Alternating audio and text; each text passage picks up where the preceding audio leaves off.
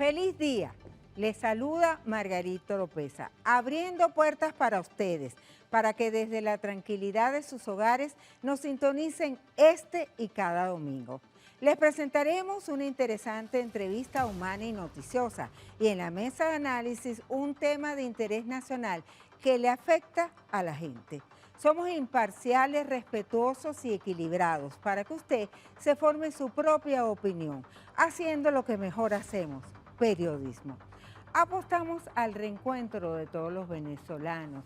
Si desean interactuar con nosotros, pueden hacerlo a través de las redes sociales @Venevisión bajo la etiqueta Abriendo Puertas por Bebé. Comenzamos.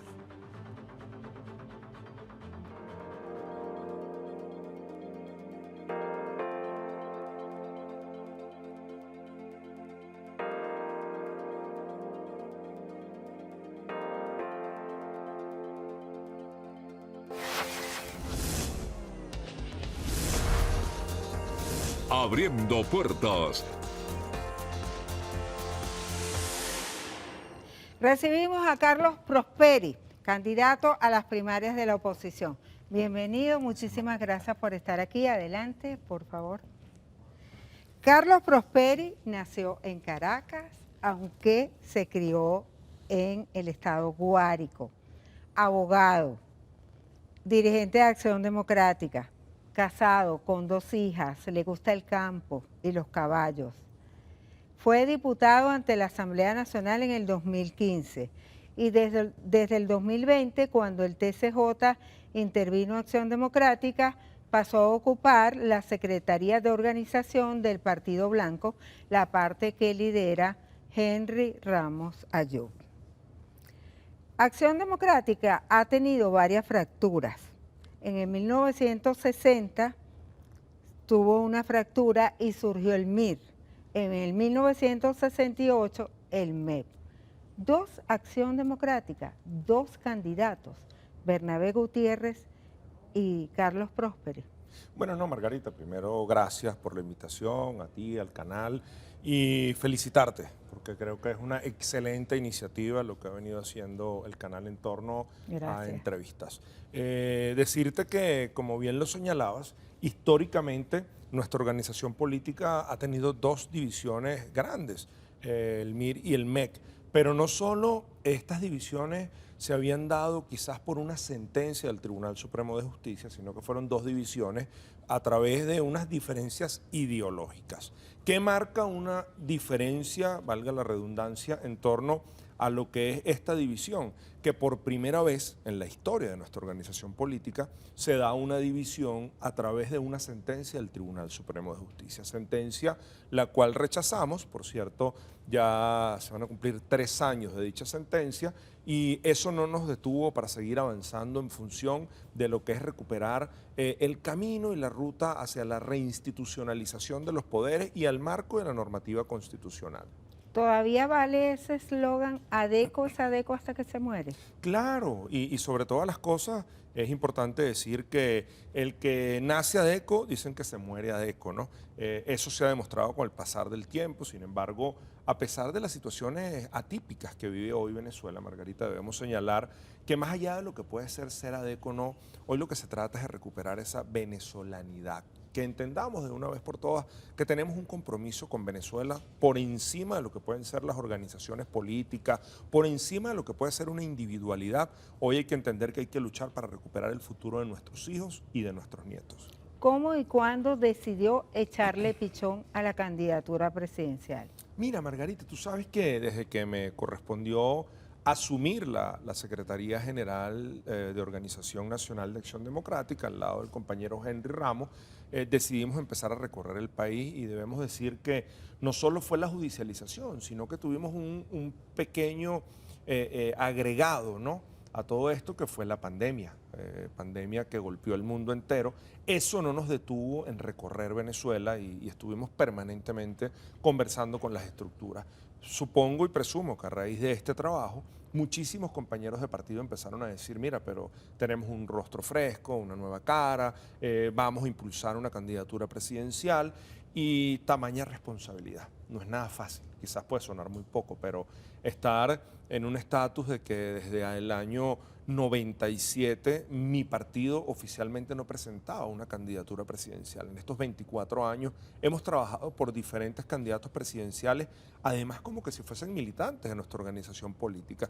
Con el pasar del tiempo, eso se llevó a una discusión en el Comité Ejecutivo Nacional y en el Comité Ejecutivo Nacional se tomó la decisión de manera unánime por parte del Comité Ejecutivo Nacional después de haber hecho una consulta en los estados y en los municipios donde la mayoría se pronunció en que Carlos Prosperi tenía que ser el candidato. Y de ahí, desde el 13 de septiembre, donde se oficializó la candidatura el año pasado, hemos seguido recorriendo el país y llevando un mensaje al pueblo de Venezuela. Esta semana se realizó un debate en la Universidad Católica Andrés Bello, donde participaron 8 de los 14 aspirantes a la primaria de la oposición. Aparente armonía, todos presentaron sus propuestas, pero lo que es divergente es el tema de las inhabilitaciones. Si alguno de los inhabilitados resulta ganador en la contienda opositora, ¿qué va a pasar? Bueno, es un tema un poco complejo y yo de hecho lo decía cuando estuvimos en el encuentro, ¿no? Hablan los candidatos, no decía ni siquiera que era un debate, sino hablan los candidatos donde se había dado un encuentro. Y en mi intervención inicial lo dije, además tú vas a debatir o a confrontar con algunas personas que no estás de acuerdo, pero a pesar de las diferencias, Margarita, que puedan existir desde diferencias ideológicas, quizás y diferencias personales que puedan existir entre uno u otro candidato, lo importante es tener la suficiente madurez política para entender que el adversario no está sentado en nuestra mano derecha ni en nuestra mano izquierda. El adversario de Venezuela está en Miraflores, tienen 24 años en el poder, han fracasado con modelos políticos, económicos, sociales y hay que cambiar. Y además la alternabilidad de poder le hace bien a todas las democracias del mundo entero. Pero en ese acercamiento que tuvimos, yo celebraba primero que estábamos tomándonos una foto en familia, que el pueblo de Venezuela nos ha exigido, pero que sea uno solo, únanse, hasta cuando 2, 3 candidatos. Eso quizás puede haber sido un buen indicio de empezar a dar pasos contundentes para afianzar una unidad real y sincera. Y lo comentaba en torno a lo que es las inhabilitaciones. Yo les he manifestado que nosotros no somos quienes para vetar la inscripción a las personas inhabilitadas. Además, las rechazamos. Quizás la inhabilitación más recién es la de María Corina Machado, pero no podemos olvidar que anteriormente inhabilitaron a Freddy Superlano en el estado Barinas, después inhabilitaron a Aurora y a Julio César Reyes, que eran los posibles candidatos a esa gobernación. Eso después llevó a que la candidatura recayera en nuestro compañero Sergio Garrido, actual gobernador del estado Barinas. Pero anteriormente habían inhabilitado a Enrique Capriles. O sea, no es una novedad. Y yo estoy convencido que no estamos exentos de que a lo mejor nos pueda pasar a nosotros. Si hay más inhabilitaciones y usted, por ejemplo, cae en eso. Mira, Margarita, si en el caso de Carlos Prosperi llegase a recaer en algún momento que hoy no existe una inhabilitación por alguna sentencia o algo que esté por ahí, no es que yo lo pueda celebrar, lo tengo que rechazar como he rechazado las anteriores, porque además atenta contra los parámetros constitucionales y democráticos. Ahora, ¿qué es lo importante? Que nosotros tenemos que tener la suficiente madurez política. ¿Y por qué yo digo esto? Porque todos sabemos qué es lo que va a suceder. Las personas inhabilitadas, cuando se ganen las primarias, que uno vaya a inscribirse ante el Consejo Nacional Electoral, el Consejo Nacional Electoral lo que va a decir es, usted está inhabilitado y no se puede inscribir. ¿Qué le decimos nosotros en ese momento a los electores? Hoy hay que entender que no es una persona, que no es Carlos Prosperi, que no es una organización política, que no es Acción Democrática, que la unidad le pertenece hoy a Venezuela y a cada uno de los venezolanos, que por encima de nuestra aspiración tenemos que pensar en el país y quizás lo que nos ha hecho grave daño es que siempre hemos actuado con una mezquindad que si no soy yo no puede ser otro y eso tiene que ser erradicado porque eso nos ha hecho un grave daño. Por eso es que vuelve a la mesa el tema del consenso. ¿Es posible el consenso? Mira, hasta ahora hay 14 candidatos inscritos. O sea, si no hay primarias por alguna sentencia del Tribunal Supremo de Justicia o por alguna situación que se pueda haber sobrevenida, que además debemos decir, si llegase a salir un tipo de sentencias como esta, no solo es que no hace bien, sino que inclusive atenta hasta con la propia decisión del Partido Socialista Unido de Venezuela. ¿Por qué?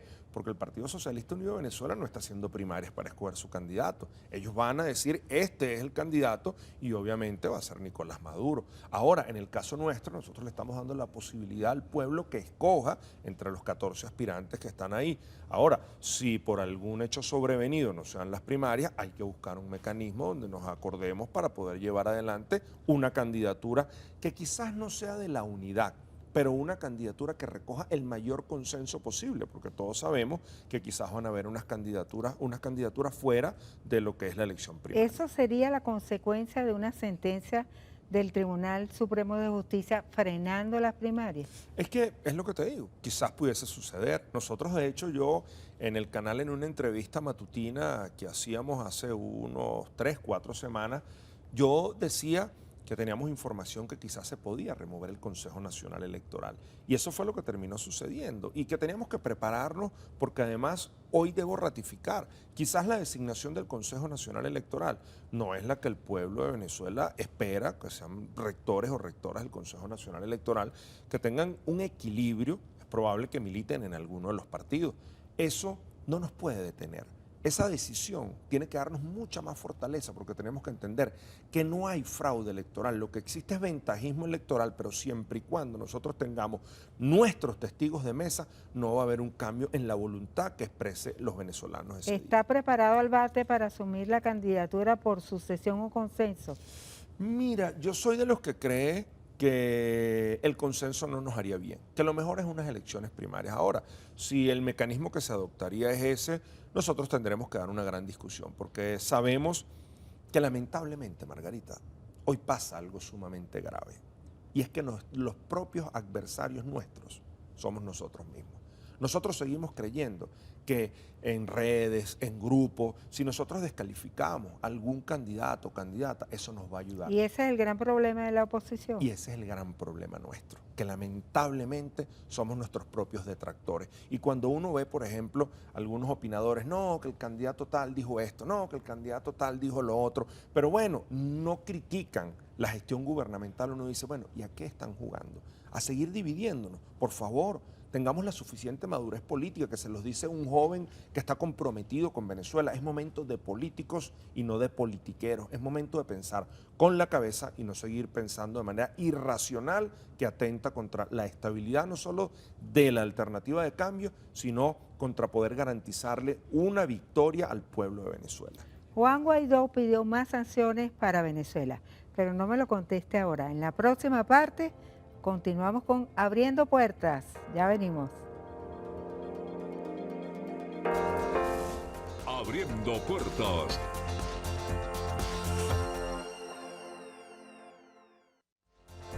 Y continuamos en Abriendo Puertas conversando con Carlos Prosperi, candidato por Acción Democrática a las primarias de la oposición. Juan Guaidó el pasado jueves pidió más sanciones para Venezuela. Él afirmó que como una manera de blindar las primarias. ¿Usted cree que eso es conveniente?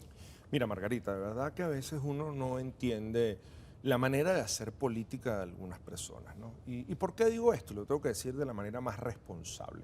A nosotros en sus momentos nos dijeron, bueno, pero ustedes están de acuerdo o en desacuerdo con las sanciones. Y nosotros siempre hemos manifestado que las sanciones nosotros ni las pedimos ni las imponemos, ni tampoco tenemos la posibilidad de levantarlas, porque es un problema que ha existido entre ambos gobiernos. Ahora, ¿qué es lo importante que nosotros entendamos?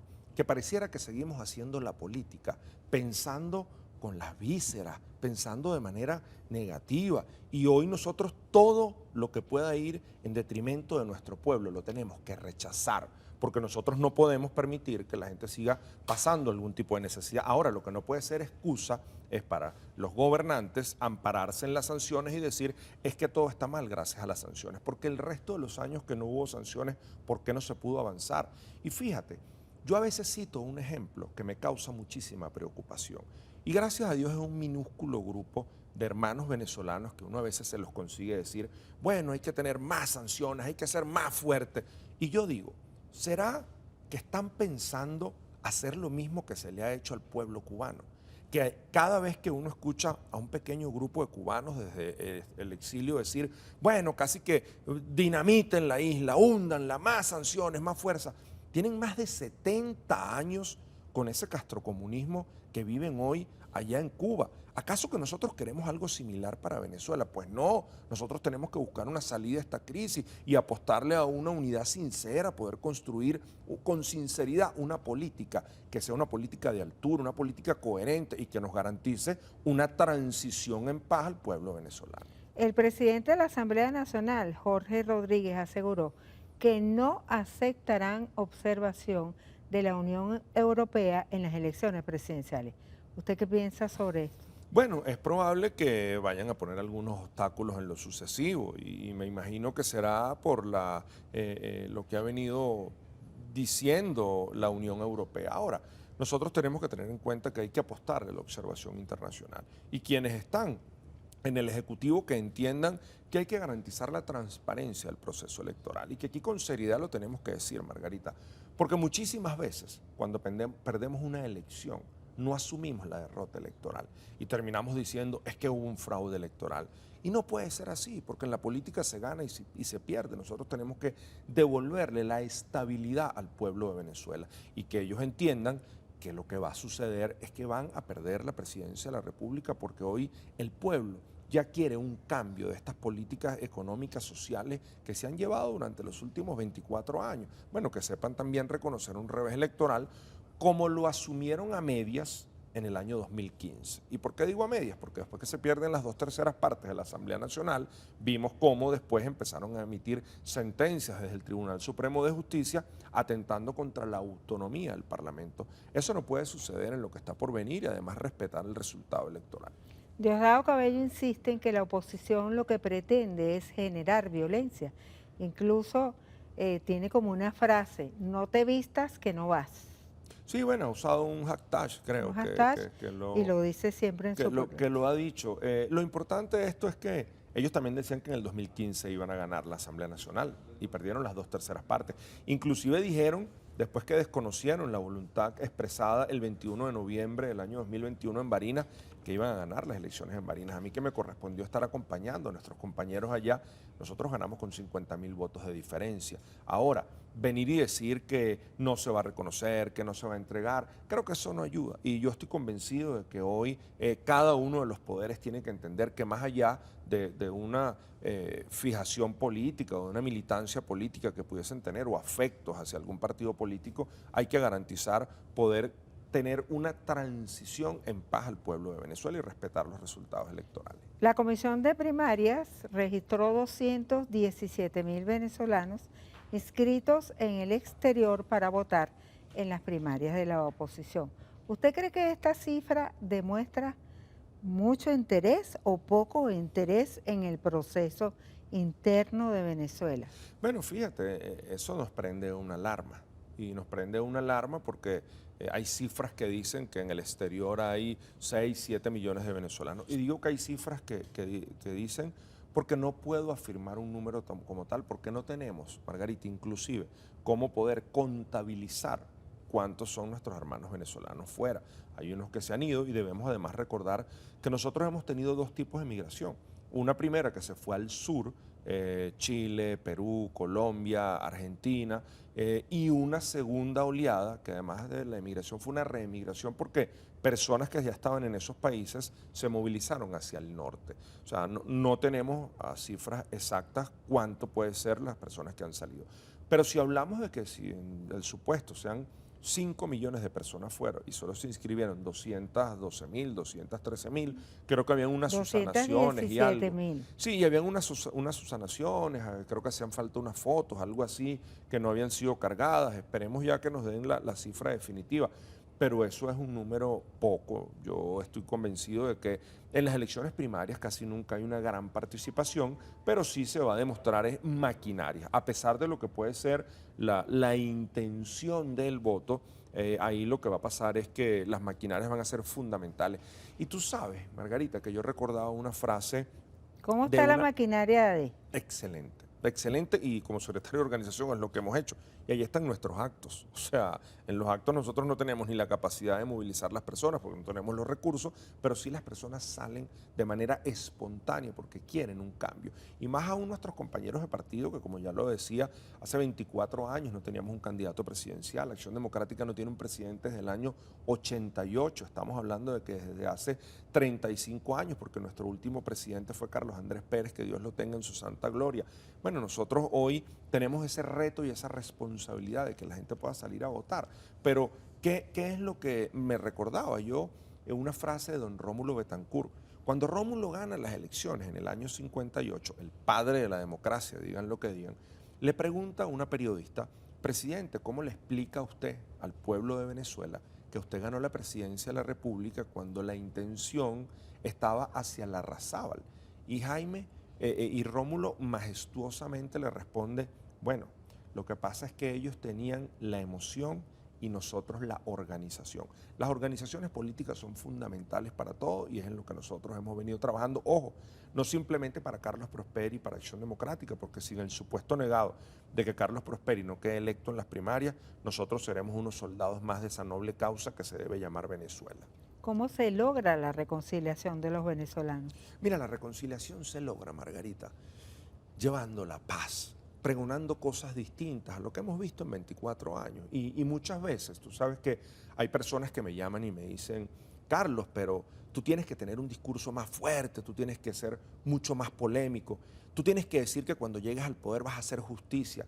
Y yo a veces me detengo a pensar un poco y digo: ¿hasta dónde se puede llegar?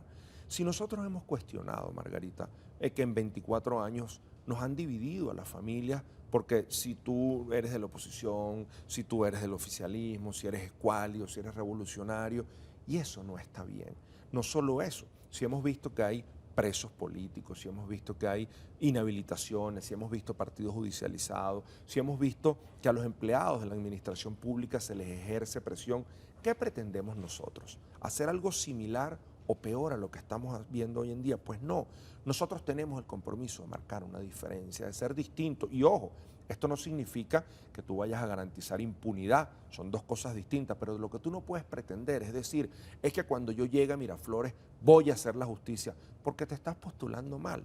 Postúlate para fiscal general de la República, postúlate para magistrado del Tribunal Supremo de Justicia, postúlate para juez, que es el poder judicial. El presidente de la República es el poder ejecutivo y el presidente tiene que ser el garante de la igualdad entre cada uno de los venezolanos. Además, ¿qué hubiese pasado con el mundo si cuando a Jesucristo lo crucificaron, él no hubiese perdonado? Nosotros hoy tenemos que entender que hay que perdonar y avanzar, que por mucho rencor que tengamos dentro, apartémoslo a un lado porque es momento de empezar a escribir unas nuevas líneas en la política y una Venezuela de la reconciliación donde no existe impunidad, pero sí una justicia imparcial, y por eso el compromiso de la reinstitucionalización de cada uno de los poderes. En una sola palabra, descríbame por favor a las siguientes personas: Bernabé Gutiérrez, Un político, Henry Ramos Ayub, un gran luchador por la democracia, Manuel Rosales, un luchador por su Estado, Nicolás Maduro. autoritario. ¿Está de acuerdo Carlos Prosperi en tender puentes al chavismo para lograr la reconciliación del país? Mira, es que tenemos que entender, Margarita, que cuando tú llegues a Miraflores, primero que vas a tener una Asamblea Nacional que, así no hayas estado de acuerdo en el momento que se eligió la Asamblea Nacional en el 2020, va a estar ahí. Que vas a llegar a Miraflores teniendo varios gobernadores que son de la corriente del Partido Socialista Unido de Venezuela.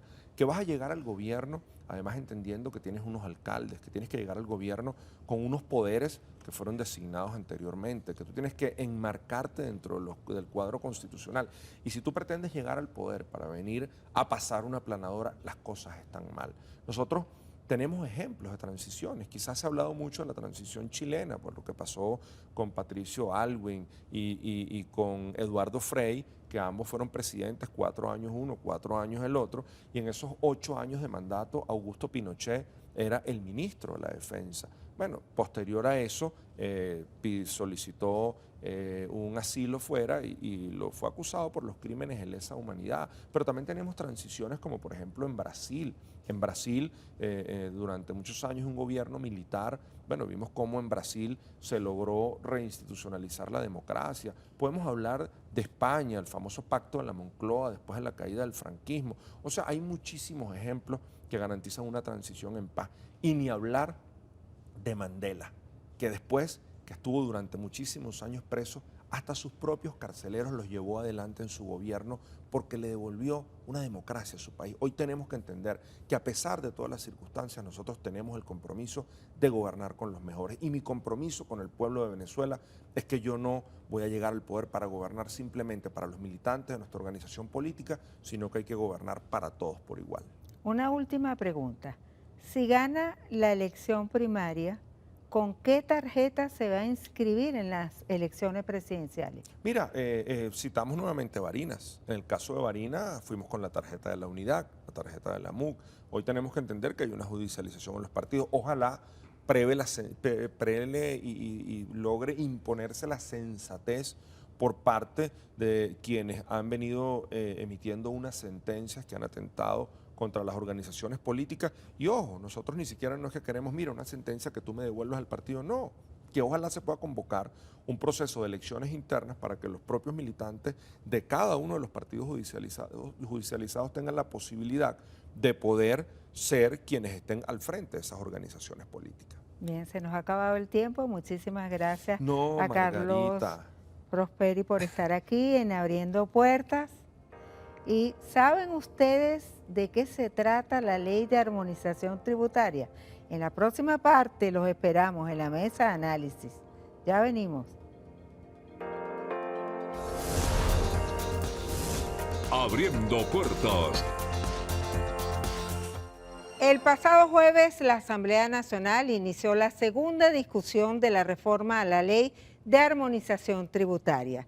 Se aprobaron 26 de los 53 artículos de este instrumento legal. Los pros, los contras, ¿de qué se trata? Este es el tema de nuestra mesa de análisis con expertos en la materia. Nos acompañan Leonardo Palacios, abogado tributarista, Fernando Bastida, diputado, miembro de la Comisión de Desarrollo Económico de la Asamblea Nacional. En principio, para que la gente entienda, porque Ley de Armonización Tributaria, ¿en qué consiste esta ley? Leonardo. Esta ley tiene como objetivo fundamental ponernos todos de acuerdo. El Estado tiene distintos niveles. Es un edificio donde hay distintos pisos. Una planta baja, que es el municipio, un primer piso, que es los estados, y un tercer piso, que es el Poder Nacional. Obviamente tú tienes que tener la posibilidad de tener autonomía dentro de cada uno de los pisos que corresponde a cada entidad político-territorial. Y eso implica el contenido autonómico de la vertiente del ingreso y del gasto. Eso implica que cada nivel nacional, estatal y municipal tiene una competencia rentística. ¿En qué sentido? La Constitución le va distribuyendo qué le corresponde a ellos por impuestos, tasas y contribuciones especiales.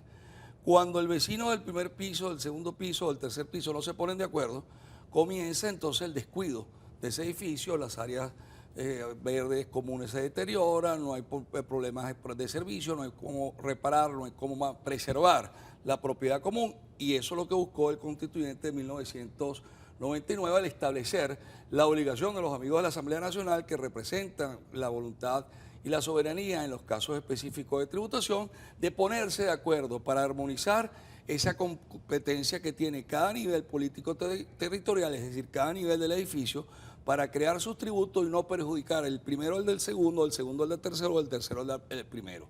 ¿Qué implica? Limitaciones desde el punto de vista de las alícuotas impositivas, mecanismos que permitan hacer mucho más eficientes, que no torpeden la actividad económica, la expansión de la inversión, la capitalización y sobre todo tomando en cuenta las actividades económicas que llevan a la necesidad de respeto a la propiedad y a la libertad económica. Ese es el objetivo de ese artículo 156, numeral 3. Y son dos políticas públicas distintas. La armonización en cuanto a la necesidad de ponernos de acuerdo cómo deben ser los sistemas de imputación para que no exista doble imposición o como establece la Ley Orgánica del Poder Público Municipal del 2006, no existe una múltiple imposición económica.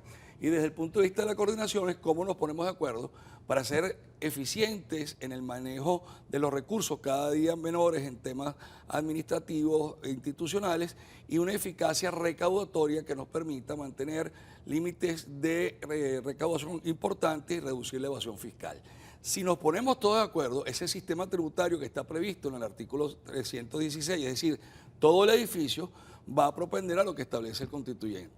Elevación del nivel de vida de la población, desarrollo de la economía y lograr que todos se nos consulte la capacidad económica. Y permíteme para afinar la pregunta, y es que además la responsabilidad penal tributaria incide sobre una única capacidad económica. Una sola empresa está sometida al pago de impuestos nacionales, que son varios, impuestos estatales y municipales, y adicionalmente impuestos parafiscales, que son 35, algunos transversales y otros específicos de cada sector, y además todos estamos padeciendo un efecto importantísimo del impuesto más perverso que existe, que es la inflación, que no es más, como decía el presidente de Francia, François Mitterrand, un subsidio del rico al pobre.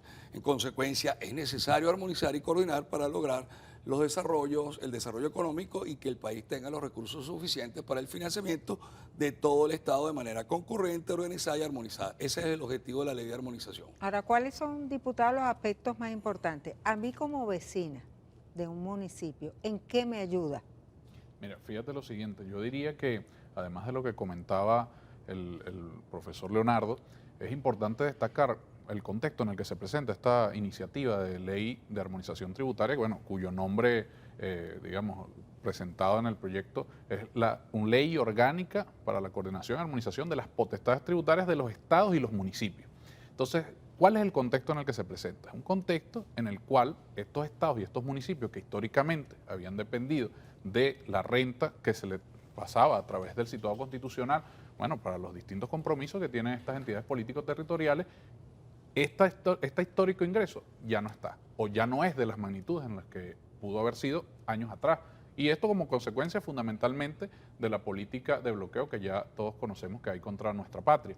Entonces, en función de eso, en este tránsito de estos últimos años, estos estados y estos municipios, en algunos casos, empezamos a ver prácticas en las cuales se establecían en sus potestades tributarias Doble tributación, por ejemplo. Conductas que eran confiscatorias, conductas que de aplicación de tributos exorbitantes que definitivamente atentaban contra cualquier tipo de iniciativa productiva y el sano desenvolvimiento de la economía en medio de una circunstancia tan compleja como esta. Entonces, visto esta situación, la Asamblea Nacional en este momento asume justamente lo que por competencia constitucional le corresponde en función de lo que comentaba el profesor Palacios del artículo 156, numeral 13, que establece efectivamente esta competencia para el Poder Público, el Poder Legislativo Nacional, y se presenta esta propuesta de ley, que, valga decir, fue aprobada en su primera discusión el 25 de agosto del año pasado. ¿Es su objetivo? Bueno, ordenar el sistema tributario a los niveles de los estados y los municipios. En este sentido, ¿cuál es el impacto fundamental que tiene esta ley? Bueno, el impacto fundamental es en la posibilidad que tienen los distintos sujetos económicos, que son contribuyentes, para poder estar o poder generar su contribución correspondiente bajo unos criterios razonables y de equilibrio fiscal y de equilibrio tributario en este caso. Y por supuesto el impacto que eso tiene sobre la población en general, que al final a la cual se le transmite o se le traslada el costo de ese tributo o el pago de ese tributo. Entonces, digamos que esto es una ley que tiene bastante pertinencia con un momento en el cual la situación inflacionaria del mundo y que sin lugar a dudas también afecta a Venezuela, las características de la economía venezolana en este momento tienden a afectar el bolsillo del venezolano en su cotidianidad, y esta ley justamente al establecer unos parámetros, al establecer unos límites, al establecer unos criterios de los tipos impositivos que los estados y los municipios pueden aplicar, entonces también le permite al ciudadano tener una garantía, una seguridad jurídica, y al contribuyente, en este caso las empresas, los distintos sujetos de carácter privado, tener una certeza jurídica de cómo va a ser su relación desde el punto de vista del ámbito tributario. Ahora, Palazzo, en declaraciones anteriores usted ha dicho que la armonización tributaria debe llegar con simplificación de procedimientos. ¿Qué garantías hay de que esta ley va a ser simple, de que esos tributos no va a ser el papeleo, va a ser engorroso, de que va a ser fácil el procedimiento? El problema de la armonización y la coordinación, como te decía, son dos niveles. La armonización, como decía el diputado, era buscar la manera de ponerse de acuerdo en el establecimiento de las alícuotas, porcentajes que están establecidos para el cobro de los tributos. Específicamente el tributo más distorsivo, que es el impuesto a las actividades económicas o el impuesto inmobiliario urbano en algunos estados donde los municipios no tienen el acceso a una actividad económica intensa. La coordinación es efectivamente para lograr la simplificación del procedimiento.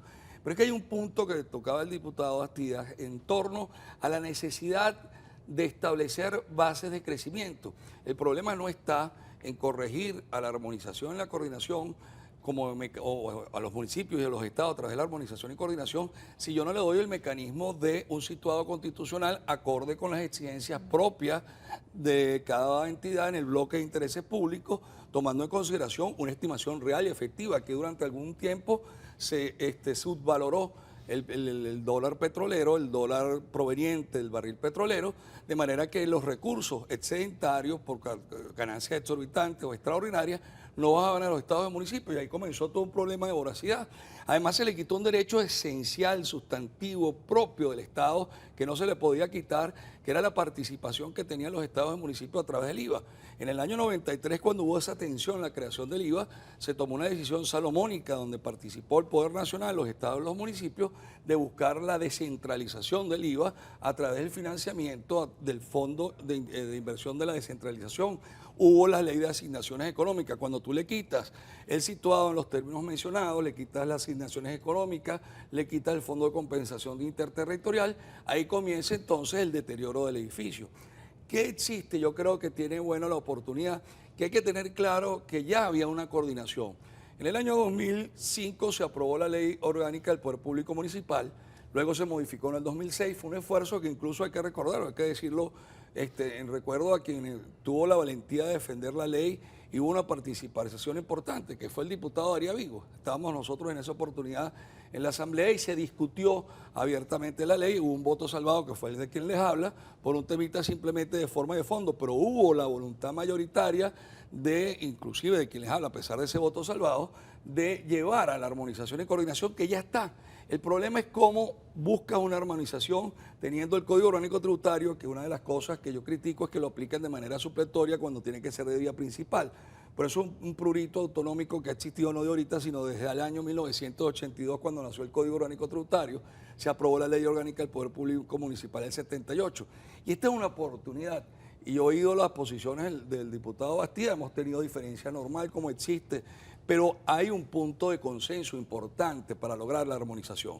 Pero armonizar no significa decirle a los estados y municipios que como ya no hay rentabilidad te fregaste. La armonización y coordinación debe existir en el momento en que existían los recursos.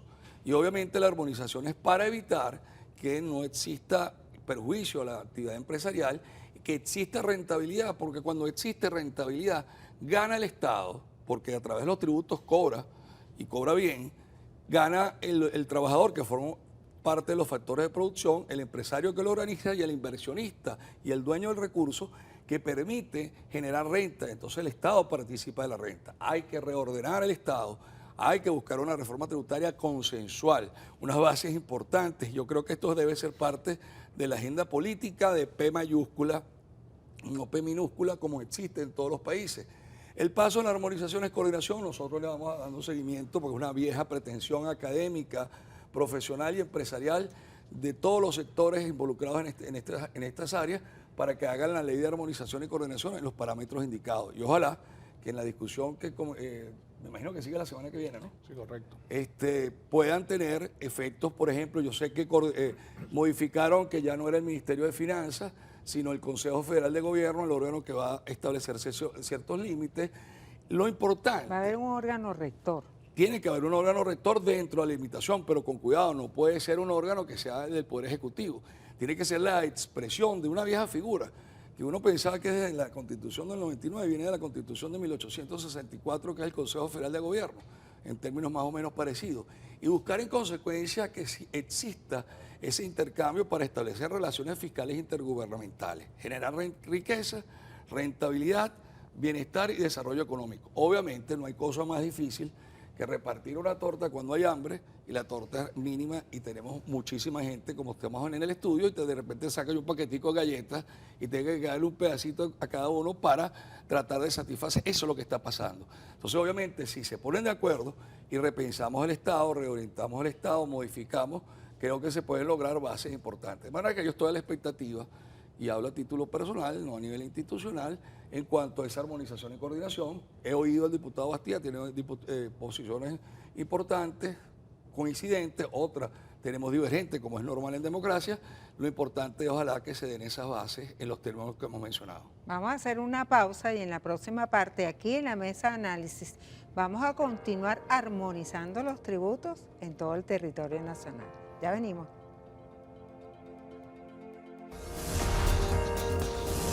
Abriendo puertas. Continuamos en Abriendo Puertas en nuestra mesa de análisis con el tema de la Ley de Armonización Tributaria con Leonardo Palacios, abogado tributarista, y Fernando Bastidas, diputado, miembro de la Comisión de Desarrollo Económico de la Asamblea Nacional. La Ley de Armonización Tributaria no establece sanciones, pero entonces, ¿cómo se va a ejercer el control? Fíjate lo siguiente, un poco en torno a esto y en torno a lo que comentaba el colega Leonardo Palacio, colega abogado. Fíjate, yo quisiera puntualizar 3 elementos que creo que son importantes antes de entrar en el tema de la vía jurisdiccional, más que las sanciones, la vía jurisdiccional que establece este instrumento de ley. El primero es sobre el tema de la asignación de situado constitucional que se mencionaba en el segmento anterior, la insuficiencia de asignación, fue el término que se usó. Creemos que es importante estimar como una variable explicativa el tema del bloqueo para poder nosotros, entender esa situación de insuficiencia de situado constitucional que se quisiera, o más que de situado constitucional, diría yo, de recursos que se le asignan a las alcaldías, a las gobernaciones en este caso. Porque entonces pareciera que fuera algo como de mera voluntad de quien administra el asunto público. Y resulta que no es así, hay una variable explicativa, como te comentaba, que es justamente la imposibilidad que tiene el Estado de recibir los recursos que antes recibía por vía del concepto petrolero. En otro punto, creo que es importante destacar que el tema del órgano rector no es propiamente órgano rector, es un órgano consultivo que se crea en esta ley. ¿Y por qué hago esta diferenciación? Porque resulta que existe un nivel de autonomía de los estados y un nivel de autonomía de los municipios, así lo establece la Constitución, en un sistema federal descentralizado en los términos que establece la propia Carta Magna, tal como lo menciona nuestra máxima norma. Y ese órgano consultivo participa el Ejecutivo Nacional, Ejecutivos regionales y Ejecutivos municipales, es decir, estados y municipios en una representación. Y existe también una participación del Consejo Federal de Gobierno. Es decir, hay toda una visión de encuentro, de armonización, justamente, de coordinación, justamente, es el espíritu al final de la norma. Y sí creo que es importante destacar la necesidad de un proceso de transformación tributaria que justamente esta ley que está en plena discusión en la Asamblea permite avanzar sobre ese tema. Nosotros tenemos un sistema tributario que está anclado fundamentalmente al hecho petrolero. Históricamente ha sido así, no en vano. La primera ley de hacienda pública que se dio en nuestro país fue unos años luego de la aparición del petróleo en 1914. Entonces, a lo largo de la historia ese ha sido siempre, el punto sobre el cual ha girado el sistema tributario y la fiscalidad en Venezuela, porque sencillamente dependemos en gran medida de la renta petrolera. Pero en este momento eso requiere unas acciones o requiere una perspectiva distinta y por eso la importancia de esta ley como un desencadenante del debate que debe abrirse en torno a la transformación del tema tributario. Justamente en función de eso, uno de los aspectos que esta ley contempla y que va en función de lo que tú comentabas y de lo que preguntabas sobre las sanciones o las vías de cómo la ciudadanía puede, en el caso de que la ley no permita, mejor dicho, de que los estados y los municipios no cumplan lo establecido en esta ley, se establece en el artículo 22, que por cierto se aprobó el día de ayer, una vía jurisdiccional en la cual la Sala Constitucional del Tribunal Supremo de Justicia puede conocer sobre cualquier hecho de esta naturaleza y cualquier persona interesada puede acudir justamente a impugnar cualquier tipo de decisión o de acto que tenga que ver con la aplicación de un tributo que sea fuera de lo que establece esta norma que se está elaborando, que está en debate en la Asamblea Nacional. Entonces, diríamos que tenemos que verlo, insisto, en un contexto y tenemos que verlo ya en lo específico de los elementos que tiene la ley en sí. Ahora, se crea una alícuota de hasta 3%. ¿Esto va a regir para las alcaldías, las gobernaciones y a nivel del Ejecutivo? Mira, hay la propuesta, que es lo que está ahorita en el proyecto, porque recordemos que estamos en pleno debate. En pleno debate, desarrollo, como en dicen. el desarrollo del debate de esta segunda discusión. Efectivamente, hay una propuesta de un techo, digamos, un límite del 3% de las actividades económicas con unas excepciones del 6.5% a unas actividades que tienen otro tipo digamos, de naturaleza, tal como lo es el tema de de bebidas alcohólicas, etcétera, etcétera, otro tipo de actividades que no tienen, que tienen otro tipo de impacto, exacto, una excepción que es del 6.5%. Pero Ahora, perdón que te interrumpa, pero hay una sobreimposición importante. Porque cuando tú hablas, y yo creo que hay un esfuerzo, perdona la interrupción, pero hay un esfuerzo importante que ha tenido el gobierno de buscar evitar el contrabando. Entonces, si tú le das una sobreimposición, porque los límites, estás sobreponiendo los límites anteriores que tenía licores y cigarrillos, si a eso le agregas el IVA, le agregas el impuesto a las transacciones financieras, le agregas el impuesto de expedición o el PVP en el caso de licores, le agregas a su vez el impuesto específico o excise en licores y cigarrillos, lo que vas a generar una limitación enorme del consumo interno producido de manera legal y lo que va a generar un problema de contrabando. Si tú vas al estado Zulia y te metes en el mercado de las pulgas, consigues 5 productos nacionales y te das un abrazo.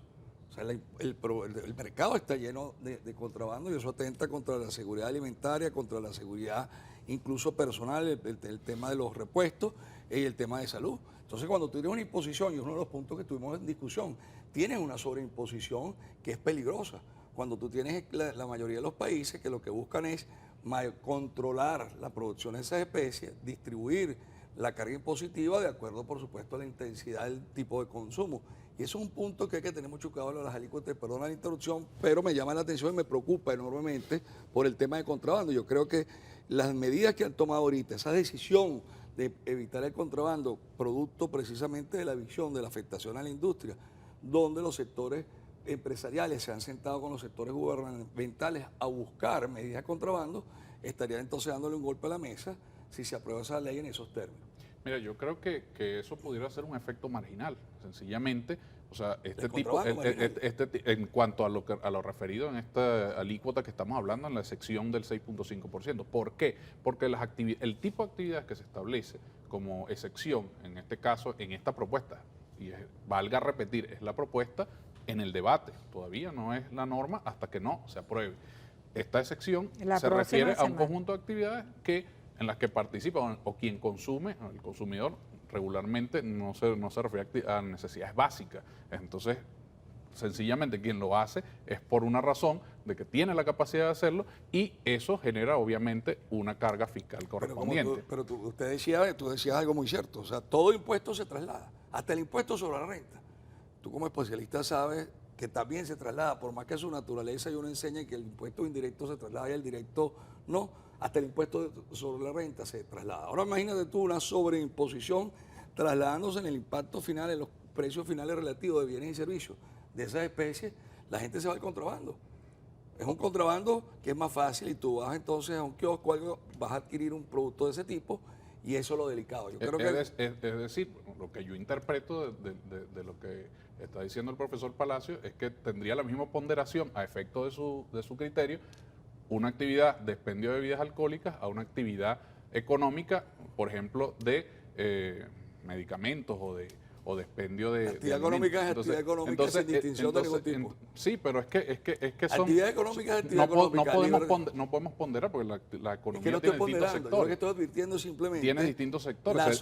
Sería un error, claro, pensamos nosotros, desde el punto de vista del espíritu del legislador, pensamos nosotros que sería un error equiparar una actividad como por ejemplo la venta de alimentos, que es un asunto de primera necesidad, que es básico porque las personas necesitan comer, lógicamente, a lo que es el expendio de licores. Por ejemplo, Son eso dos cosas distintas. eso para nosotros creemos que tiene una diferenciación y es por eso que se hace una sección en esta propuesta de la ley para que justamente en el marco de esa sección los municipios, que en este caso que son los que tienen competencias para este tipo de impuestos, puedan tener también un ingreso por concepto de este tipo de Hay que pensar recaudación. más allá de la recaudación, pero más allá del ordenamiento, pues esto no es un ordenamiento, es una armonización tributaria.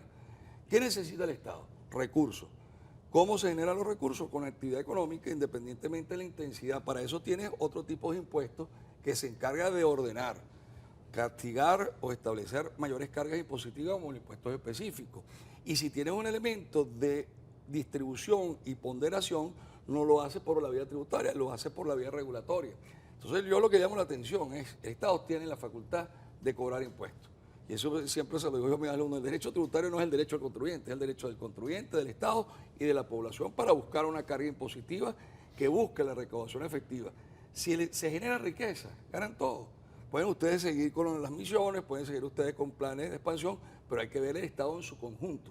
Entonces simplemente llamo la atención porque hay esfuerzos que ha venido haciendo y lo reconozco para evitar el contrabando, pero el contrabando es una visión global, incluyendo la impositiva. Ahora, fíjate, yo sí creo que es importante destacar, profesor Palacio, Margarita y todas las personas que están en este momento viendo este importante programa, que cuando nos hablamos de ese 3% y ese 6.5% como excepción, estamos hablando de un límite, no estamos hablando de que esa es la alícuota, sencillamente es un límite y dentro de ese límite, hasta ese techo, puede, en este caso la municipalidad, establecer su carga Ahora, tributaria. ¿por qué los industriales, los comerciantes, los emprendedores privados insistían tanto en la aprobación de esta ley? De hecho, esta semana la vicepresidenta ejecutiva, Delcy Rodríguez, prometió en un acto de Conindustria que pronto tendrían la ley. Esa fue una visión importante. Perdona, hay algo, tú decías lo de las alícuotas. Yo le pregunto al amigo televidente que se está levantando hoy en día. Cuando uno llegaba a su casa y pedía permiso para ir a una fiesta, y le decían, tienes que estar aquí entre 10 y las 12 de la noche. ¿A qué hora llegabas tú? Tú no llegabas a las 10 de la noche. Llegabas a las 12:30, te asomabas así si estaban durmiendo, y si estaban ahí, te ibas o seguías la fiesta. Pero nunca llegabas a las 12. Lo mismo va a pasar. Si tú dices una alícuota entre un límite inferior y uno superior, los municipios automáticamente se van a ir a lo superior. Entonces lo que hay que buscar, siguiendo el símil folclórico que hice anterior, pero es para materializar la comparación, tiene que establecer disposiciones transitorias, porque ¿qué van a obligar? Que la armonización va a suponer un incremento de la carga impositiva como supuso la sentencia de la Sala Constitucional del 20 de febrero del año 20, del 7 de febrero del año 20, que todo aumentó la alícuota, y por eso era que todos los empresarios estamos diciendo, señores, limiten las alícuotas, porque además del problema que tiene la inflación, el tema de sanciones, una cantidad de elementos que pudieran perjudicar en criterio de la discusión que se dé, también tienen una variante típica tangible que es la alícuota impositiva. Y obviamente esa alícuota impide, porque además no solamente es la alícuota, no es el problema de la alícuota per se, es el problema de la administración tributaria, que te cierre y te pongan clausurado sin procedimiento administrativo, que te llegue un alcalde con la policía municipal a cerrarte y ponerte cadena porque no pagas tributo en un aumento de una ordenanza que no fue publicada. Eso es lo que se quiere. Y más que una armonización del poder de imposición, es armonización del poder de la mente, en establecer que tienen que hacer una gestión tributaria. ¿Es posible modificar Ahora, la ley, Fernando, fíjate, de aquí pero adelante? es que buena parte de lo que está comentando el doctor Palacios está recogido justamente en este instrumento, en esta propuesta. Justamente lo que se pretende y lo que se busca con este instrumento es evitar parte de lo que está diciendo el doctor Palacios, pero yo diría que en lo que sí no concuerdo y en lo que no tengo, creo que tiene una equivocación es con respecto al tema del límite que se establece, de que por el hecho de que el límite sea el 3%, todos se van, todos los municipios en este caso, vayan a establecer como límite el 3%. No necesariamente es así. Tenemos ejemplos, por ejemplo, en leyes nacionales donde no es así. Y tenemos ejemplos cuando nosotros vamos a la revisión municipio por municipio de cuál es la alícuota que se establece en el caso de los impuestos a actividades económicas, buena parte, por no decir que la mayoría, está muy por debajo de ese 3%. Es decir, el municipio de Sucre aumentó la alícuota apenas hubo el anuncio de la ley de armonización. Es decir, nosotros pudiéramos tener casos puntuales que pudiéramos observar y que pudiéramos hacerle seguimiento, pero para eso justamente se establece una instancia de coordinación, de armonización, que es este órgano consultivo que crea esta ley justamente. Entonces, la ley establece, tal cual como se está planteando en este momento, un conjunto de aspectos que más allá de los límites a los impuestos, de los tipos impositivos que deban aplicarse, más allá de eso, también establece, por ejemplo, el tema de la simplificación de los trámites, artículos 18 y 19 del proyecto de ley que se aprobó justamente en la sesión de esta semana de la Asamblea Nacional, donde se le impide, o mejor dicho, donde se le establece para el proceso de lo que es el otorgamiento de licencias o el otorgamiento de cualquier tipo de acto administrativo vinculado a lo que es el proceso tributario, se establece que no se pidan recaudos que la misma autoridad pide, que eso muchas veces termina siendo una traba para que pueda desarrollarse la actividad económica y para que pueda, y le da pie a informalidad, que es parte de lo que se busca evitar. Otro elemento que creemos importante es, por ejemplo, que este impuesto a la actividad económica se le está dando, las licencias se le está dando un lapso de 3 años, un tiempo de 3 años, una vigencia de 3 años, con una cuota de mantenimiento pagada anual, a los efectos de que en el transcurso de esos 3 años no se tenga que volver a hacer todo el papeleo que muchas veces termina siendo de 5 o 6 meses y termina, matando el ejercicio fiscal de una empresa o de un comercio. Se nos acabó el tiempo. Muchísimas gracias a nuestros invitados por ayudarnos a entender esta ley que va a regir a todo el territorio nacional.